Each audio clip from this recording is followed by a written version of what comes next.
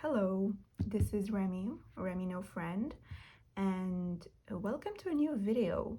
This time I decided to figure out some kind of setup for an overhand, a top-down video, for many reasons. First of all, I was feeling a little too cozy to be on camera. And also, I just got a new ring and I kind of want to show it off. I'm not sure I want to wear it on that finger though. But what? It's amazing. I think I want to switch here. Oof, I'm obsessed with it. And I want to show you I want to tell you like who made it. Yes, this is a local jeweler. I love her. And also she was also Lebanese, Misha. And she was just the most lovely person to talk to. I'm obsessed with it.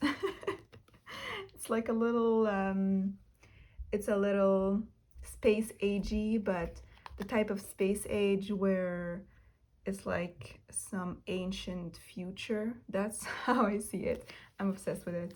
Yeah, so check her out if you want. So today I wanted to talk about what my tarot practice has been like, maybe for the last couple months.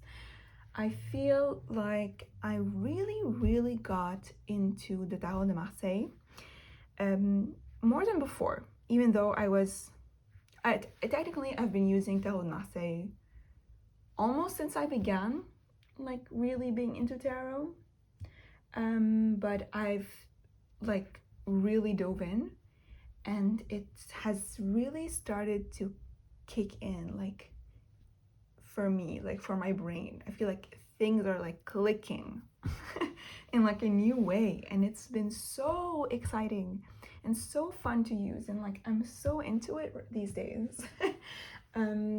So I've been reading, I want to save this page actually. I've been reading La Voix du Tarot by Alejandro Jodorowsky. This is the French version of The Way of Tarot. And yes, so I'm reading this very slowly but surely, having fun with it. And of course I am, taking some and leaving some. But all in all, it's been really inspiring for me. There's like some concepts that maybe they seem really basic, but I had just not conceptualized the Tarot de Marseille like that before for myself. So even though I'm not even that far into it, there's like some key concepts that are really simple, but that have really changed how I read tarot. Yeah, so I'm gonna talk about, like kind of my path to Marseille a little bit.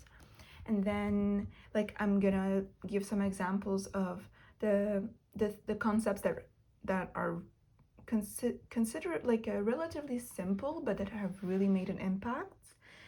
And I'm also gonna like talk about the decks that have really been interesting to me during this spring.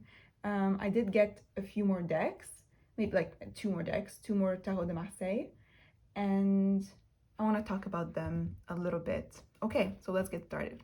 So technically, this was literally my second deck. I consider myself to have, like basically learned tarot on this deck. And yeah, it is a Tarot de Marseille. It's just that the majors are not the traditional pips. What am I saying? The majors are not the traditional representations, but the minors are pretty pretty much the same.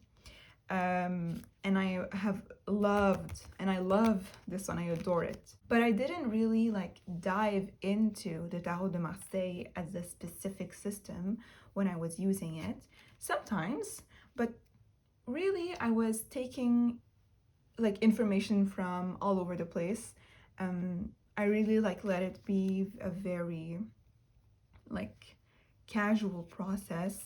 I was reading, you know, anything I could get my hands on, like watching videos, hearing people, the way people work with tarot, and that's kind of how I accumulated my, you know, knowledge about tarot, and this is how I was using this deck. So I wasn't necessarily using it from a specifically Tarot de Marseille perspective. And it's really just maybe 3 months ago that I really was in the mood to dive in, okay? And that's when I started reading La Voix du Tarot. And very soon after, you know, really feeling like I wanted to continue learning about that, I felt like I needed, you know, a new deck, because although I adore this one, and I'm going to continue to use it for sure, like all the time, I really wanted to be able to refer to more traditional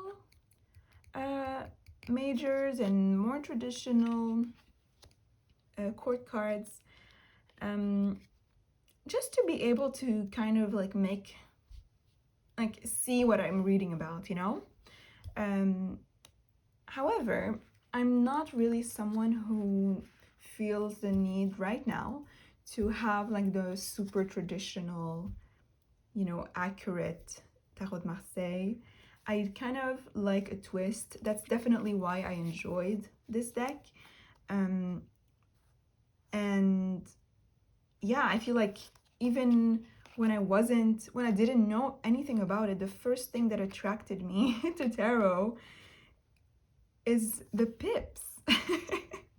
Specifically these pips. And I think the Visconti Sforza pips. And then I looked at the majors and I was like, okay, they're beautiful, but that's not for me. However, the Visconti Sforza, or just a Visconti deck, I'm not sure, pips, like, oh my god, like I'm obsessed with them. So that's what really pulled me in, to be honest. I feel like yeah, it really inspires me.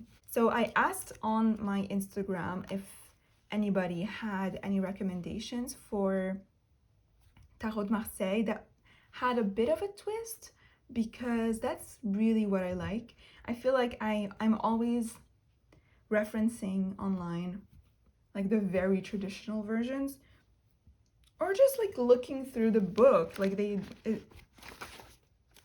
you know, these are not in color, but there is a section with the colors. Where is it? Oh yeah, like I can always reference online or like look at the colored images, you know, to see exactly what he's talking about. But I just don't feel like I need to have it. I want something that is like a bit more, yeah, as I said, like something with a bit more of a twist. So I asked on Instagram if anybody had any recommendations. I already had my eye on one deck, and yes, thank you, Anna from Astral Lady Tarot, for giving me that little tiny extra push to really convince me that yes, I did want it. And that is the Tarot de l'Incarnation. Yes. Oh, yes, I adore it. Here it is. Yes. So, yeah, you see what I mean. First of all, I love the black borders. I feel like it really lends itself to pairing with other decks, and I've been doing that a lot. It's hair, especially because, I mean, I'll talk about it, but I've been comparing decks and like making connections, and anyway, it just looks really good with other decks next to it. And my theory is that this is because of the black borders and you know the white background also. I feel like this is so clear. It's so clear. It's so fun to use. And I did notice something about the colors. Let me get to it. Okay. La force. Yes, I noticed. I've always been a very purple loving person, and yeah, it's part of why I chose this. I feel like the blues and the purples, like they're just, that's how you find your way to my heart. Okay. Yes. But I noticed that when purple is paired with red, like very primary colored red, wow, I love it so much. I love it so much. I had not made that connection before. Like I prefer purple and red rather than blue and red. And I don't know, that really charmed me about this deck. There's like a lot of really good purple, like primary color purple, even though I know that purple is not really a primary color. And yeah, like really good purples.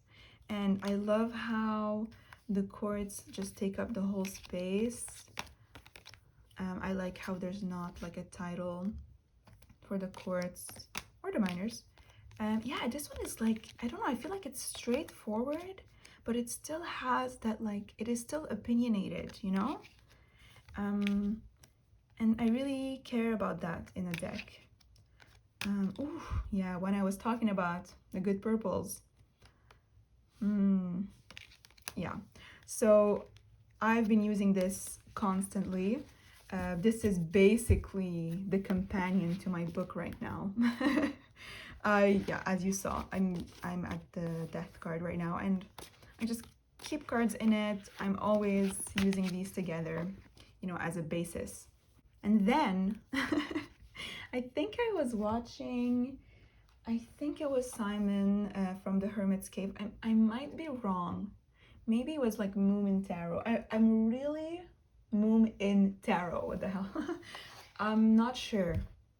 But someone on YouTube, on TarotTube, okay, showed this deck, the Spanish Tarot by Full Moon.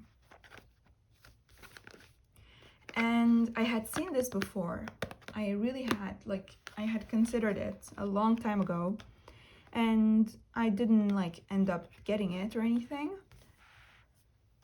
And then when I saw it again with that frame of mind where I was like really considering Tarot de Marseille and was really in that mood, I feel like I saw it in a different light, and I just realized that it's actually really good.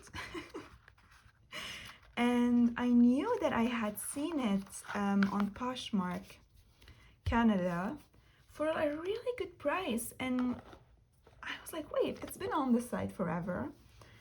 Why not? Why not get it? Especially like, you know, this is like a vintage deck. Like I love it, and it's so small. I mean, it's small compared to a traditional tarot size, but it's not like a mini. It's not like a mini deck. It fits in my hand like it was meant to live there. Okay. You know, I love it. I love it. I love holding it. I love shuffling it. I love, you know, fanning it. Ooh, I love the colors. I'm like, I have a crush on this deck, and I wasn't expecting it. I wasn't expecting it because this has been around forever, and I've seen it here and there, and I don't know why I never caught on. Ooh. But my God, the colors are like so me. They're not like, you know, primary colors, not the same tone. They're like softer primary colors kind of thing. They're so soft, and the line work is so friendly, you know? It's so accessible. I don't know how else to say it. The greens are just beautiful. It feels like such a friendly summer deck. Ooh, it feels like a bag of starbursts. And I love starbursts. Anyway, and like you see how the line work is just so soft and it's so sweet, and the purples like combine with this orange and this red. It's like my dream color combination. Like when I'm not going for like black or just like dark things, I don't want pastels. I want this, you know? Yeah, they pair really well. I think it's because of like these colors. Ooh, I was really shocked when I opened this, and I think from the very first time I used it, I mean, it clicked. I think it was also like I was at the right moment. I used it at the right moment where I had explored a little bit more the Tarot de Marseille, and then I opened this. And I don't think I've had a single reading with this deck that hasn't been like really spot on and just really meeting me where I am. And I've been obsessed with it. I mean, I'm taking it everywhere with me. I found this, I mean, I love the box, but I found this like perfect match of a bag at a shop near me. These are really simple. I get them for like a few dollars. And yeah, I mean, I love the blue horses. Like sometimes they're lighter, sometimes they're darker. Yeah, look at them. Yeah, I was like, wait, this is really my type of deck. The colors are really me. I had not noticed. I love the faces. Yeah, so that's like my crush right now. I adore it. And you know, the backs are really simple. They're not, at least they're not ugly, you know? And I thought that this was going to be like a yellowish back, but it's actually more like a creamy gray. And I much prefer that. I don't know. Yeah. So yes, these are my 3 Tarot de Marseille. And they just feel like such good friends, you know, especially these two.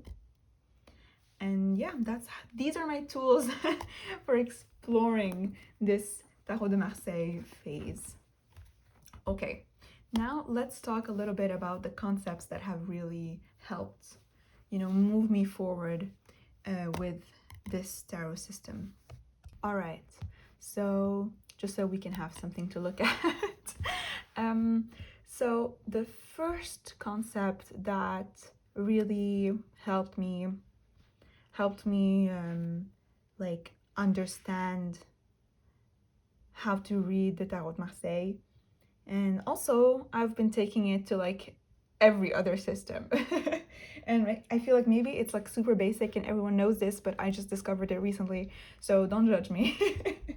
But it's the division between like the division of the majors into 2 categories. So like 1 to 10, and then 11 to 20, with the Fool and the World on just like the 2 extremities. And then 1 to 10 being like the Earth division, and then 11 to 20 being the Sky division, or in French, Terre Ciel. And how that really like helps understand kind of the focus of the card and the direction it's moving in. And also it's really interesting when you're comparing like number 2 and then number 12, and seeing how they connect and how they interact with each other. So I see it as like the earth division of the cards are seeking out, they're moving upward because they're seeking out, you know, the ideal. But they are, but however, they are coming from an earthly position where, you know, you haven't really developed that wisdom, and that connection to something bigger than you. But you're like almost instinctively going into that direction. However, the like the second division, the sky division, um it is moving downward because it's a cycle. And once you kind of have developed these ideal, you kind of learn that actually there's more to it than just seeking upward, and that seeking downward, seeking to are more like primal and like deeply rooted needs, and instincts, is actually a very a very effective way at, you know, connecting with the divine. So it's like, or the divine, or whatever you want to call it, you know, like just that something something. um and yeah, just this like very simple concept has really changed how I read tarot, not only with the Tarot de Marseille, but it has helped a lot with the Tarot de Marseille. And, you know, it's also with the minors. So connecting the meanings across, you know, the two sections and their minors. Like, is it an evolution, or is it kind of a devolution? You know, depending on the reading. And I've been like, every time I will read about a card, I will also pull its equivalent in like numerologically in the other division. So for example, I will, when I was reading about the high priestess, yeah, look at these colors though. Okay, so I was reading about the high priestess, and then, you know, pulling the 12, and kind of journaling about, you know, how these connect and disconnect, and, you know, what the high priestess might have like learned, or like potentially been through, once she reaches Arcanum 12, you know, or some or stuff like that. Another pair I'm really obsessed with is La Force and the Battleur, Strength and the Magician. I kind of had, or actually, I kind of had an aha moment about this because in both these cards there is like a mastery, or like trying to master something, trying to be like in control. At one point, like, you do reach a plateau and you need to kind of find like the like dive into the deep instinctual parts of yourself that are the things that are going to help you reach higher, or whatever higher means. Like, maybe higher is just deeper. Yeah. And also, in a lot of decks, like, these hats are extremely similar. Here, you know, I love it. Yeah, it's this. Yeah, so this is the first concept that has really pushed me forward, even though it is, you know, pretty simple. And then leaning into my intuitive interpretation of the pips. I'm not only reading intuitively, but sometimes it's really good to just let yourself see what you're seeing. And there's some examples I want to show you. There's some things that have made sense. I'm gonna give you some examples. So let's take, for example, the Two of Wands and then the Three of Wands, especially like back to back. These have always looked to me like, you know, like the matches, like you're striking. So here it's like the like accumulation of whatever's going to create the spark, and then once the spark ignites, you have this like third wand, and like it just makes sense. And like I feel like once you are leaning into what makes sense to you when you're looking at the cards, you're never going to be confused. It becomes clear, very clear. Another example is the Six of Cups. So to me, this looks like, you know, a banquet table. In my family, we always like, my mom, like she always hosted the best like big dinners, and like everyone was invited, and like I feel like we're almost like competing like to make better and more like involved food, and like it's just like very very warm memories there. And I can't help but seeing like this really warm like big table where people are gathered, and you know, table people. And to me, that does link in so well with the traditional meaning of the Six of Cups. And you know, I can't unsee it, and I love that. And then the third example I want to give is the Three of Swords. So when I was really looking into, you know, reading books about the Rider-Waite-Smith, and also like the deck itself, the Rider-Waite-Smith, it's always like a broken heart. And that is very interesting, but it is not like the intuitive meaning for me. And I was kind of struggling to understand why that's the meaning that was assigned to the Three of Swords. Because after all, and I feel like that was confirmed when I was really diving into the Tarot de Marseille, you know, threes are like a creative energy. You know, that like something is popping off.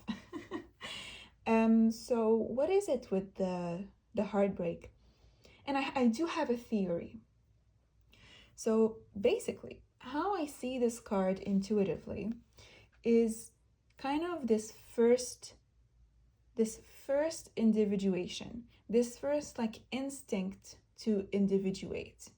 I feel like that is one version of like of an explosion, of like standing for what you feel you need or you want or you believe in. And it doesn't necessarily come from a deep understanding of why and what you want to do about it and all of that. However, it's kind of like this teenager level card where you, all your life, you just kind of been with your, like following your family. And then at one point, even before you understand yourself, you need to kind of differentiate yourself. And my theory is that this is where, you know, the heartbreak or like the breakup card concept comes from.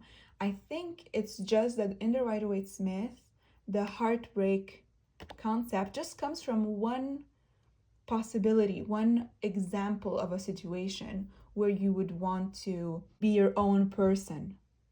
Yes. So I'm not saying that it's like not a heartbreak card. I think it can be, because it's not always something that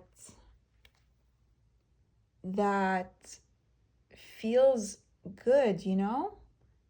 It just feels like you need to do it. So really leaning into what the intuitive meaning, what you see. So yeah, like really leaning into what you see intuitively to support you know, your understanding of the cards. The other thing is really seeing the tarot as a whole. Of course, I had, you know, heard this before. I have been seeing it as a whole, but now I feel like I really understand it in a new way. When I started doing some decomposition work, like I'm really into the numerology these days. Yes, so I think the first thing that I did that really inspired me to do this, once again with the High Priestess, I'm really like diving deep with the High Priestess and like the shadow aspects of it. I feel like these last few years are very, or maybe like last year, I don't know, very High Priestess heavy for me. All aspects of the card. Yes, but what was I looking for? Oh, yes. So in his book, he mentions that when he's talking about La Papesse, that at her most like exalted form, that La Papesse is related to the star. Okay, so in her most exalted form, she is the star.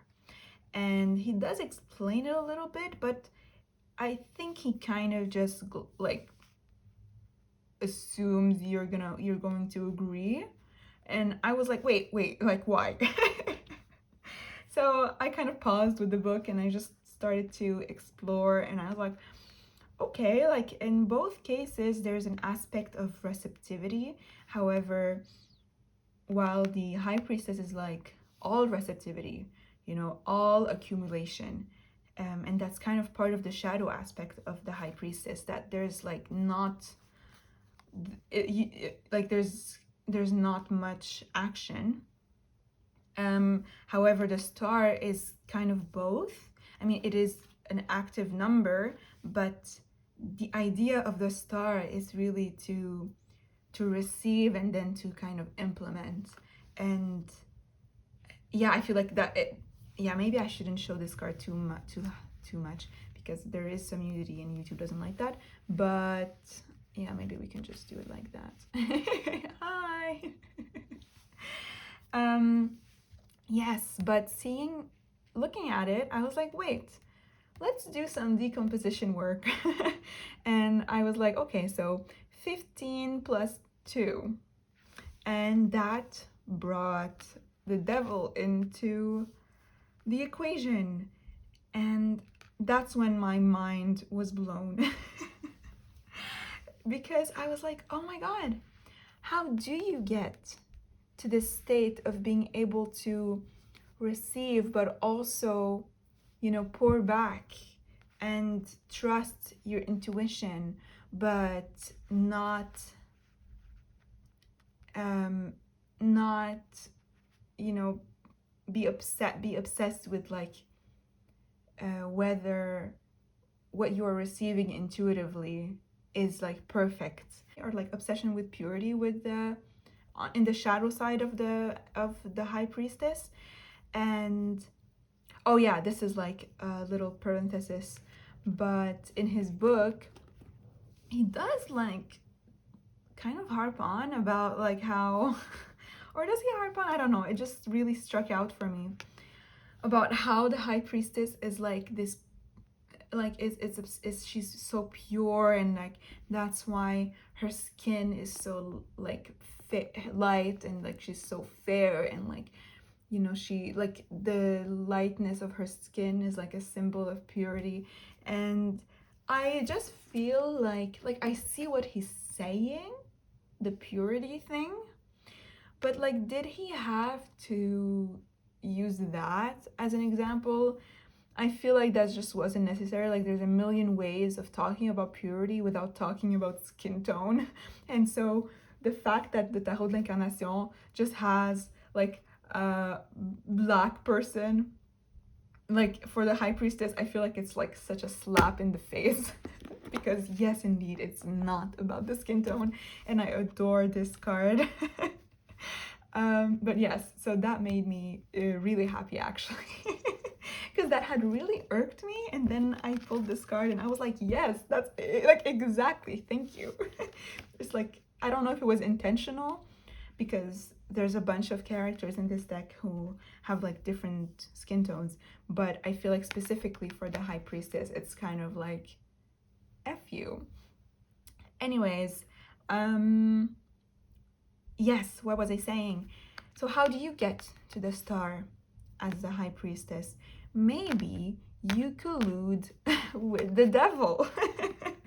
You kind of have this process of releasing, of needing to be perfect to be able to receive what you need to receive from anything higher than you, or or to be perfectly connected to yourself, or perfectly grounded, or perfectly in this perfect meditative state to really receive what you want to receive.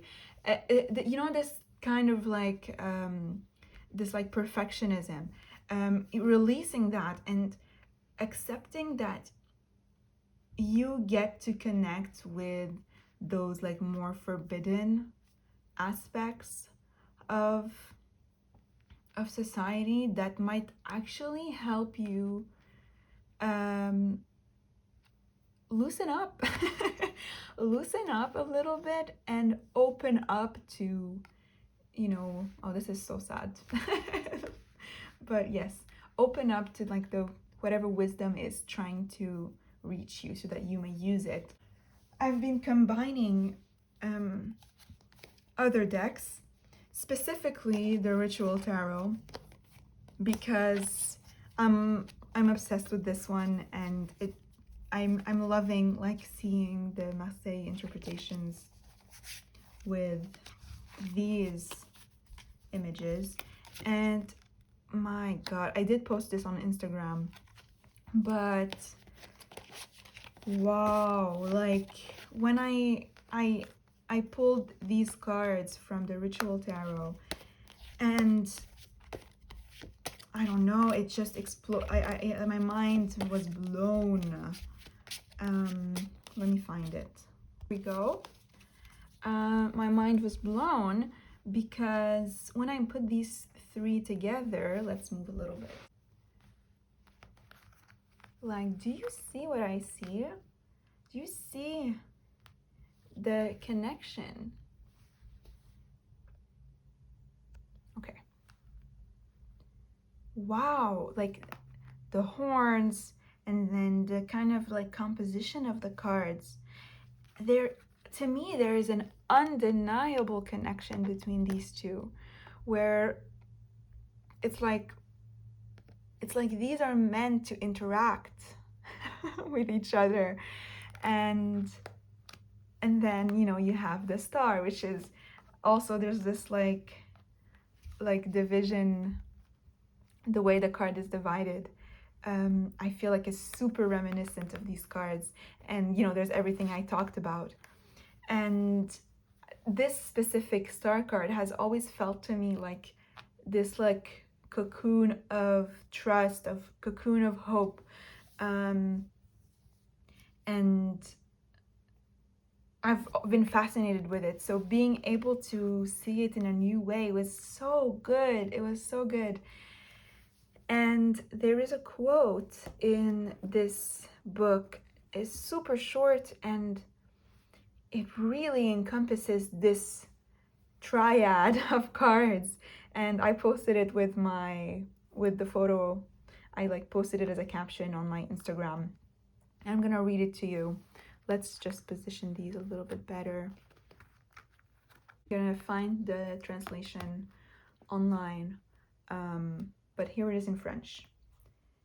Car si Dieu est dans la matière, elle est immortelle. Et je n'ai plus aucune peur ni aucun désir. Car si Dieu est dans la matière, je n'ai plus aucune peur ni aucun désir. For if God is in matter, it is immortal, and I have no more fear and no more desires, or something like that. Okay, so I think that on that note, I'm going to end the video. Thank you so much for watching. This has been a really lovely time. Yeah, just, do you see what I mean? With like the black borders, they're just so beautiful together. I love doing that actually. Well, I'm having way too much fun. Anyways, thank you so much for watching, and I will see you in my next video. Thank you so much. Bye bye.